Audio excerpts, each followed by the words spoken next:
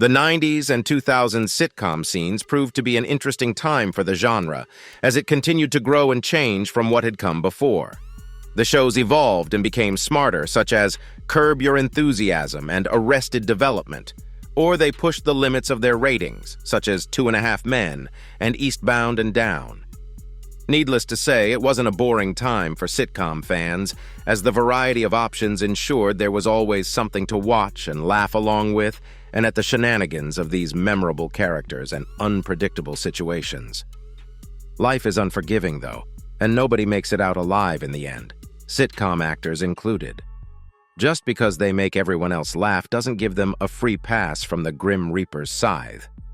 The harbinger of death comes for us all, sometimes a tad bit earlier than anyone might have expected. With that said, let's take a look at some of the sitcom stars who left us far too soon and in sad and eerie circumstances. Bernie Mac. On August 9, 2008, Bernard Jeffrey McCullough, better known by his stage name Bernie Mac, died of complications from pneumonia. He was just 50 years old. But it isn't entirely accurate to say that Bernie Mac died solely of pneumonia. The comedian had for decades suffered the effects of sarcoidosis, a chronic inflammatory lung disease that, despite being in remission, had weakened his immune system. Mac's final days were spent in the hospital, hooked up to a ventilator as he struggled to breathe and fought for his life.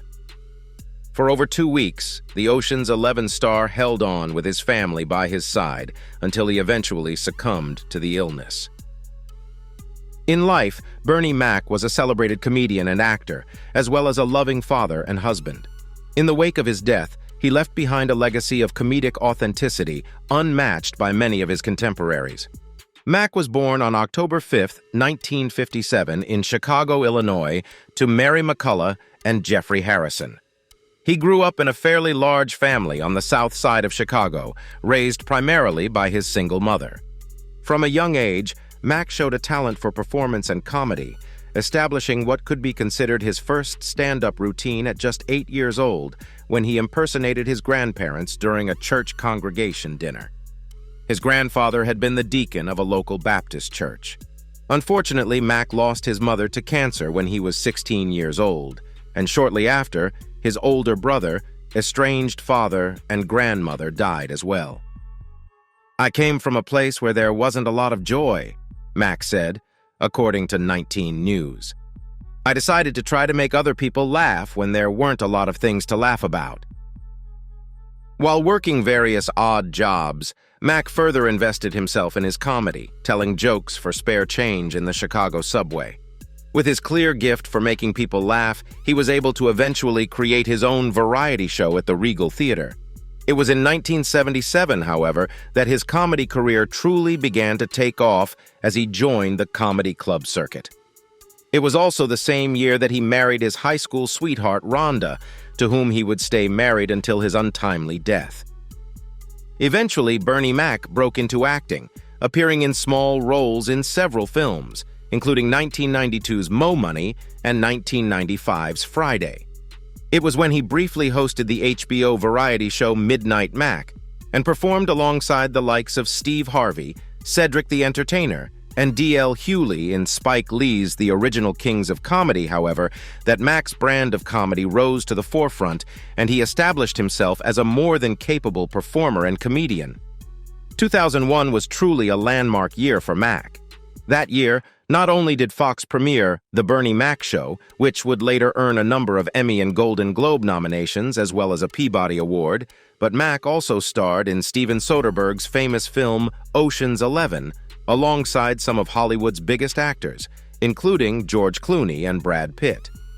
After that, Mac was a mainstay in numerous large-scale productions. In 2003, Mac appeared in both Charlie's Angels, Full Throttle and Billy Bob Thornton's Bad Santa, and starred alongside Chris Rock in Head of State. Other career highlights for the comic include his roles in subsequent Ocean sequels, Transformers, Madagascar, Escape to Africa, and Soul Men. Unfortunately, Mac's promising career was cut short in 2008 when he died of pneumonia due to complications of sarcoidosis. But where did all his health issues begin? In 1983, as Mac's career was starting to take off, doctors diagnosed him with an ailment known as sarcoidosis, which also contributed to the death of Football Hall of Famer Reggie White in 2004. And while Mac's official cause of death was indeed pneumonia, sarcoidosis may have played a significant role as well. But what exactly is sarcoidosis? According to health experts, those affected by the disease typically develop a shortness of breath or a dry cough due to inflammation in their lungs, which reduces their lung capacity. Notably, while the disease affects nearly 1 million people worldwide, it also affects different ethnic groups in different ways. Caucasians who develop sarcoidosis, for example, generally recover from the condition without any treatment in 80 to 90% of cases. For Black Americans, however, the disease is often significantly more aggressive and typically requires longer courses of treatment and more visits to the hospital. What's more, doctors know relatively little about what causes this inflammation, just that it usually affects the lungs first. But sarcoidosis can also affect any of the body's other organs, including skin, eyes, the heart, the brain, and even bones. Sarcoidosis generally begins as a noticeable, though not extreme, shortness of breath during intense physical activity, but it can eventually lead to shortness of breath during less intense activities, such as walking a few blocks or even doing housework. Skin sarcoidosis can create permanent lesions on the skin. Sarcoidosis of the eye can cause blurry vision and, in extreme cases, blindness. Sarcoidosis of the liver can cause the liver to function abnormally. Obviously, it all depends on what organ in particular is affected by the disease, but most patients tend to have their lungs affected. This was true in Bernie Mac's case, and the late comedian dealt with complications of sarcoidosis in his lungs for 25 years, half his life. And despite the disease going into remission in 2005, it's possible that the long-term damage to his lungs could have played a significant role in how the pneumonia affected him. In August of 2008, People magazine reported on the harrowing final days of Mac's life in the hospital. The actor checked into the hospital on July 24th after coming down with a fever and having trouble breathing. From July 24th to August 9th, Mac was in intensive care, hooked up to a ventilator. As Mac's sister-in-law Mary Ann Grosset described it, the night before he died, Mac struggled for his life. He couldn't breathe. His wife, Rhonda, and daughter, Janice, were with him when he died after watching doctors try to resuscitate the comedian twice. The first time, Grosset said, he came back for about an hour. The second time, the actor unfortunately went into cardiac arrest. It had been well over a week since Mac and his wife were able to properly communicate. Grosset also explained that she believed Mac's sarcoidosis did indeed have something to do with his death, despite the illness being in remission. She said the decades-long inflammation had compromised Mac's immune system, and he was on a new medication that suppressed it even more when he developed pneumonia. Eventually, Bernie Mac could no longer fight and succumbed to pneumonia in the early morning hours of August 9, 2008. After news of Mac's death broke, tributes to the beloved comedian poured in. Today and tomorrow will never be as funny as yesterday without Bernie Mac, a true original, Ice Cube said after Mac's death, according to MTV. Other stars weighed in, with Chris Rock calling Mac one of the best and funniest comedians to ever live. But that was the second best thing he did. Bernie was one of the greatest friends a person could have. His memorial service was held 1 week after his death at the House of Hope Church in Chicago's South Side.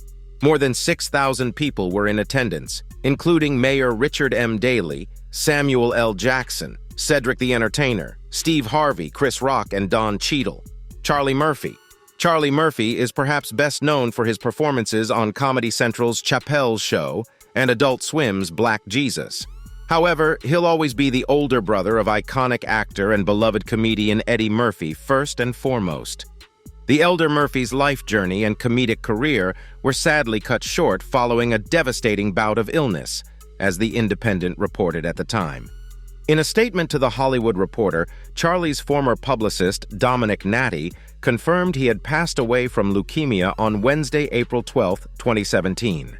The Chappelle's Show star was just 57 years old. Our hearts are heavy with the loss today of our son, brother, father, uncle, and friend, Charlie, the Murphy family shared in an official statement to the publication. They continued, Charlie filled our family with love and laughter, and there won't be a day that goes by that his presence will not be missed. Thank you for the outpouring of condolences and prayers. We respectfully ask for privacy during this time of great loss for all of us. Notably, Charlie posted an ominous final tweet just 2 days before his untimely death, which read, "One to sleep on. Release the past to rest as deeply as possible." Devastatingly, the comedian succumbed to leukemia 8 years after the death of his wife, Tisha Taylor Murphy, who also passed away from ovarian cancer in December 2009. As MTV reports, the pair married in 1997 and had 2 children together. A statement from the family's publicist noted, Tisha Taylor Murphy, wife of comedian and actor Charlie Murphy, passed away peacefully on Sunday with family at her side after facing the challenges of cancer for the past 2 years. The statement concluded, "The Murphy family appreciates all of the support they have received from friends and fans and requests privacy during this very difficult time." Charlie understandably took the loss of his wife after a lengthy illness hard, telling Tim Tiemann in an interview that there were so many things he wished he'd had the opportunity to tell Tisha. "I didn't say I'm sorry," the comedian shared, noting, "Anybody you have a relationship with for 17 years. There are things you say you don't mean." Their son, Xavier, was just 10 when Tisha passed away, but after losing his own father at the same age, Charlie was able to get on a level with him and reassure his son it would be okay. However, as the Black Jesus star admitted to Vibe in 2010, "I'm not okay, you're never really okay, you just learn to live with it. That's something monumental, losing somebody that close in your life." As Time magazine confirmed at the time, Charlie was in the midst of a stand-up comedy tour when he passed away in 2017, sharing the stage with the likes of Cedric the Entertainer, Eddie Griffin, D.L. Hewley, and George Lopez. News of his death prompted an outpouring of heartfelt tributes on social media from close friends and colleagues alike, including the late comedian's Chappelle's Show co-star Donald Rawlings. Alongside a shot of the duo in happier times, Rawlings wrote, "You'll be missed, but never forgotten. Charlie was a lion. It's time for darkness to see the light." As the Irish Sun pointed out, although he never reached the same heights of fame as Eddie Murphy, Charlie collaborated with him on movies such as Norbert and Vampire in Brooklyn. The younger Murphy was also the one who shared their family's statement in the wake of Charlie's death. According to TMZ, the family was shocked when he passed away because they were under the impression Charlie was reacting well to treatment for his leukemia. In fact, they were expecting him to make a full recovery. Moreover, the outlet also revealed Charlie kept his illness hidden from those working with him on the drama series Power. A rep for the network, Stars, shared their condolences, adding, "His talent shines in every scene." John Witherspoon. Comedian John Witherspoon died at 77 back in October of 2019. His family revealed in touching tributes to one of the hardest working men in show business. The Friday star passed away at his Sherman Oaks home. Witherspoon is survived by his sons Alexander and JD, and in an emotional social media post, JD, a fellow comedian, shared what an inspiration his best friend and hero was. "So, my dad died today, and honestly, I'm not sure how to feel. I'm sad, but I'm also happy for all the great times we had together. We'd roast each other like homies more than father and son, and I really loved that about us," he posted.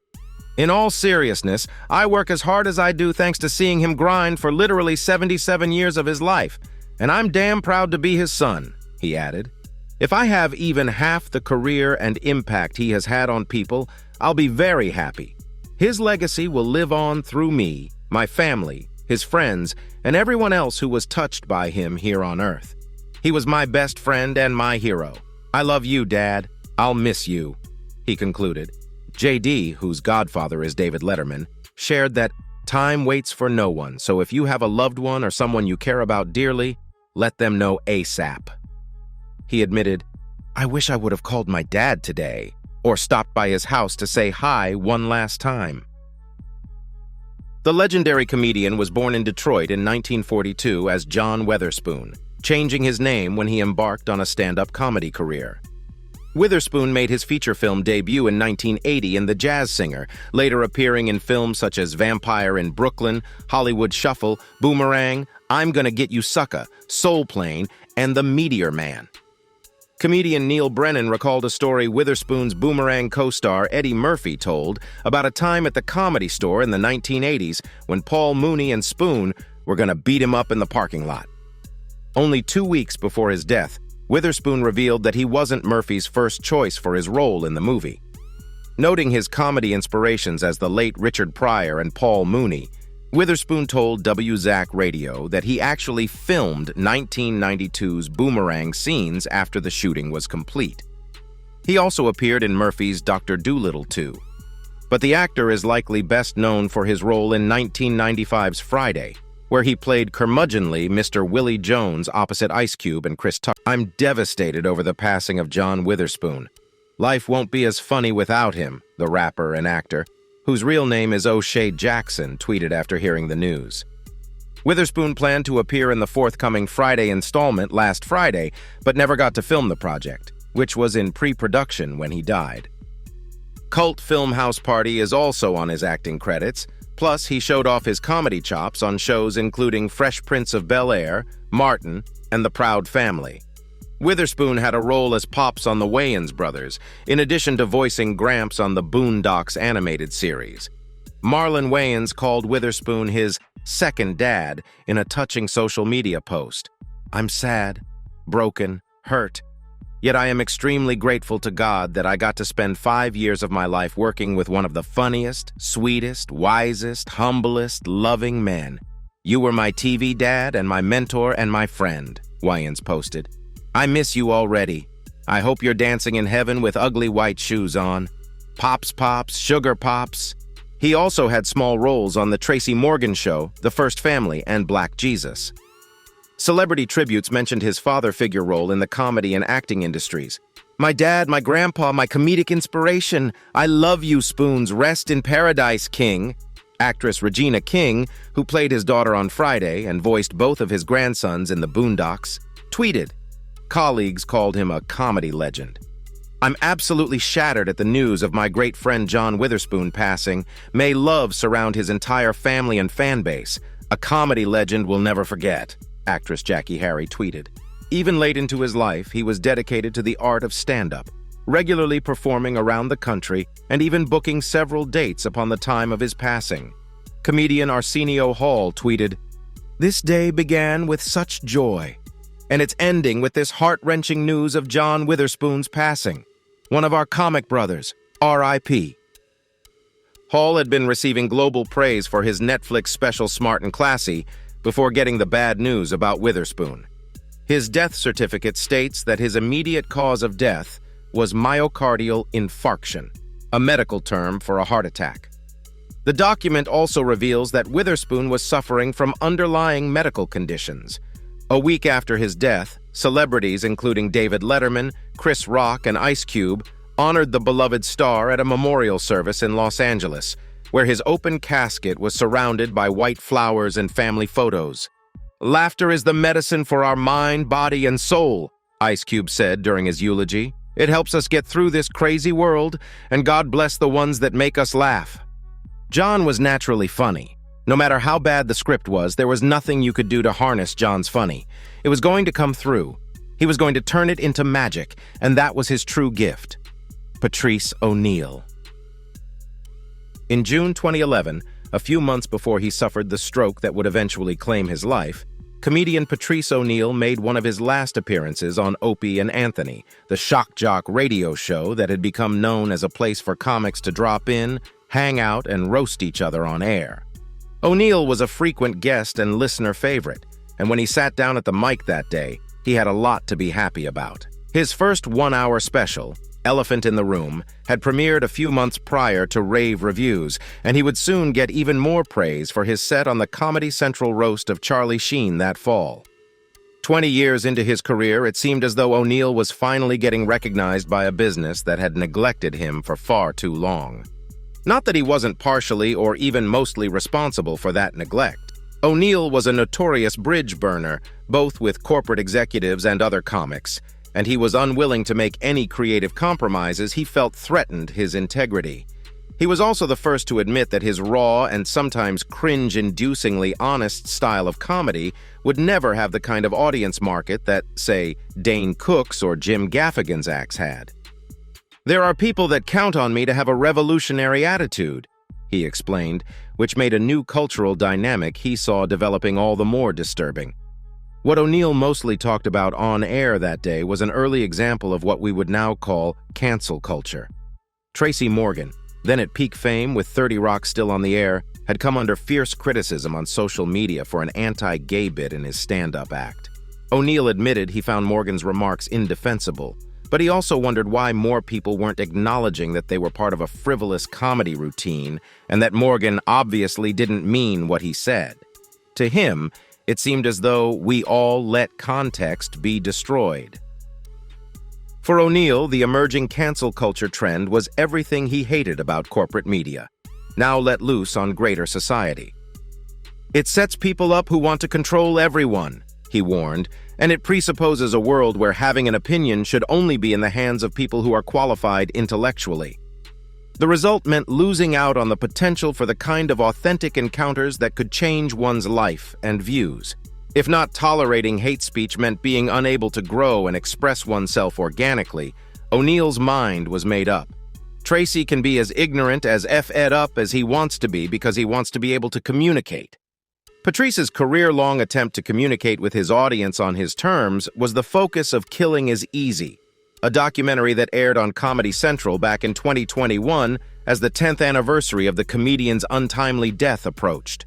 The title comes from something O'Neill told fellow comic Dennis Leary, that killing on stage or getting the audience into a rolling fit of laughter was easy for him to do.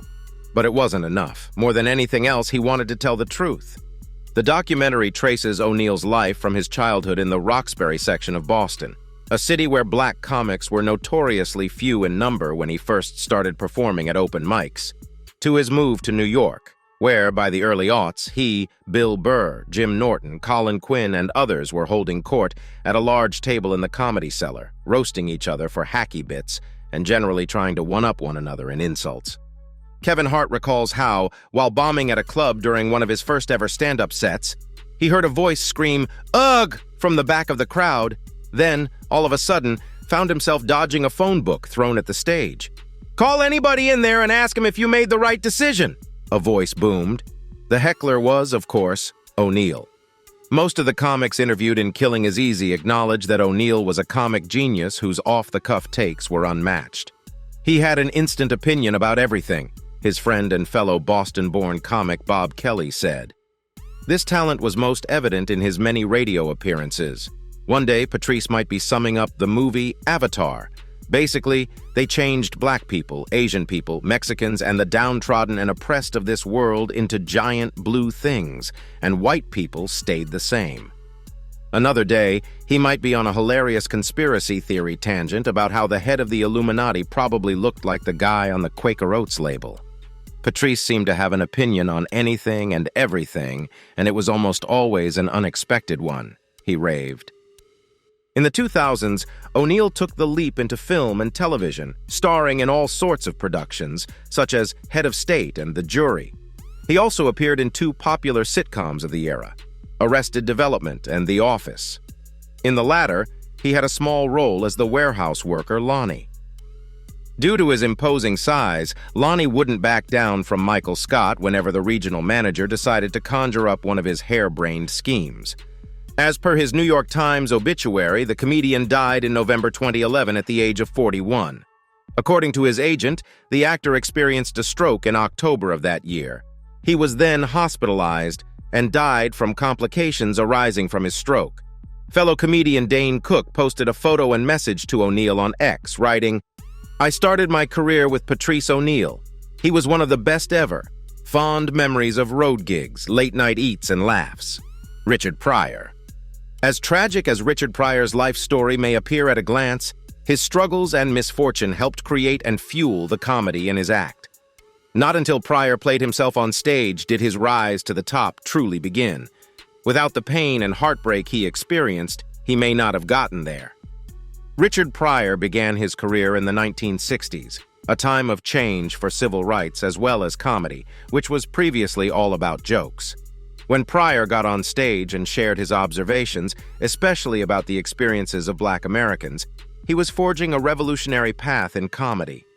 His use of profanity was controversial, but not enough to stop his career from rising throughout the 70s.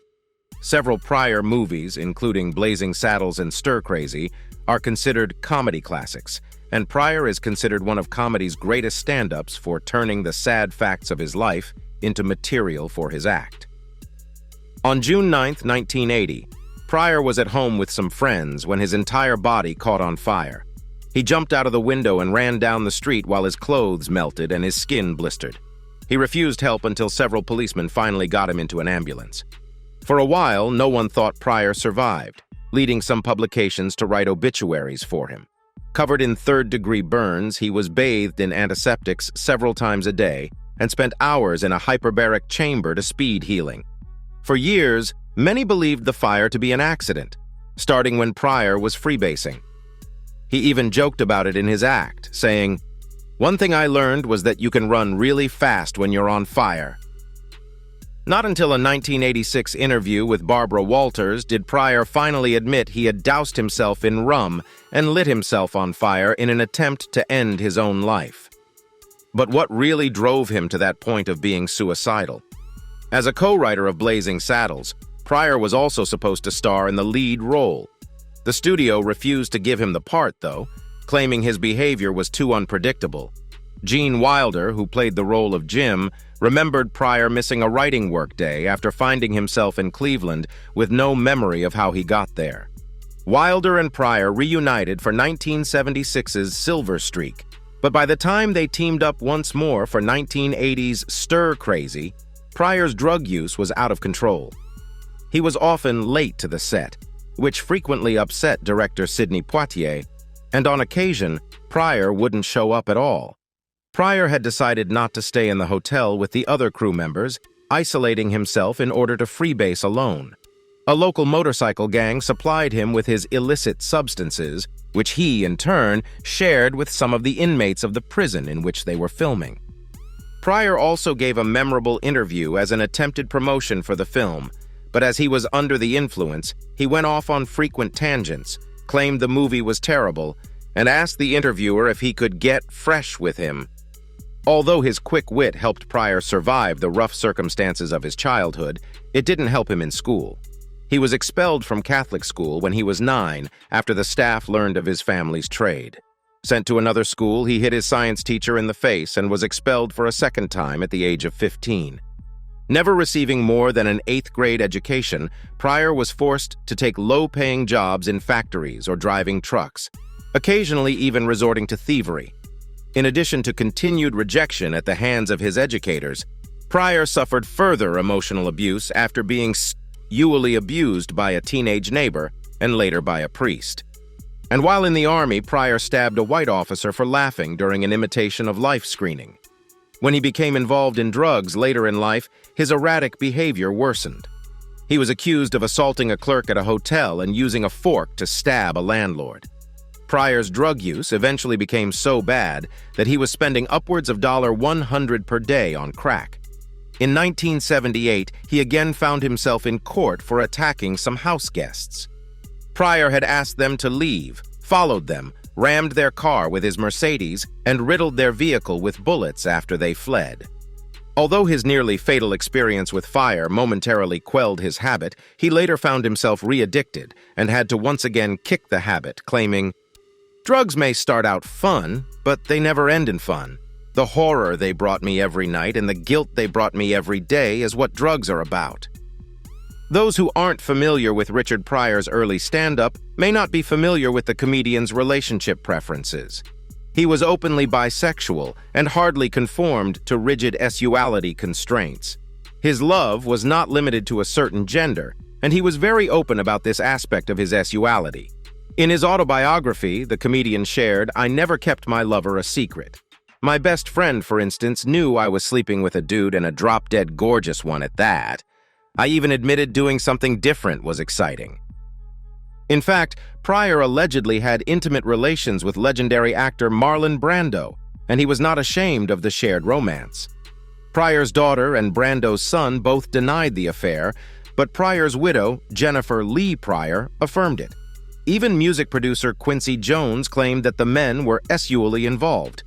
Pryor's grandmother owned 3 massage parlors in Illinois, one of which he called home for many years.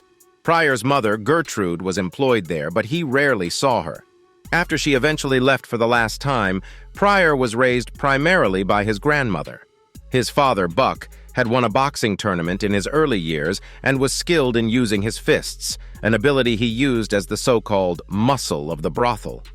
Buck was cold and uncaring towards both his son and his wife, sometimes beating the wife in front of Pryor.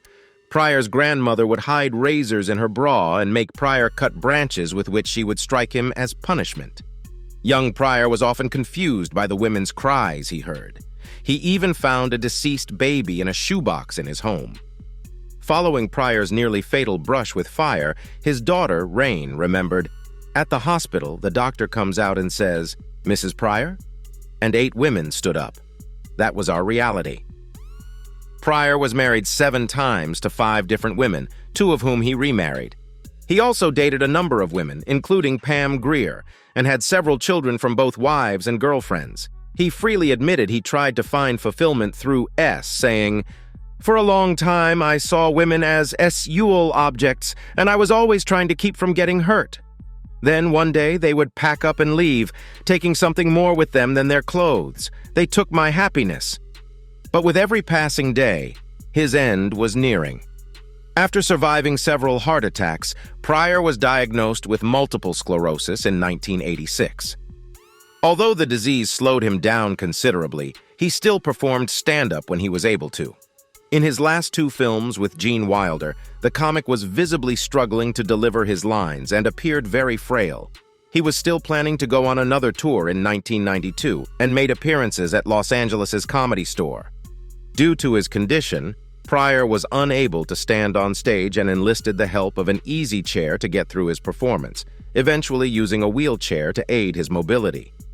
Before the tour started, however, he realized the work was wearing him too thin and decided to cancel.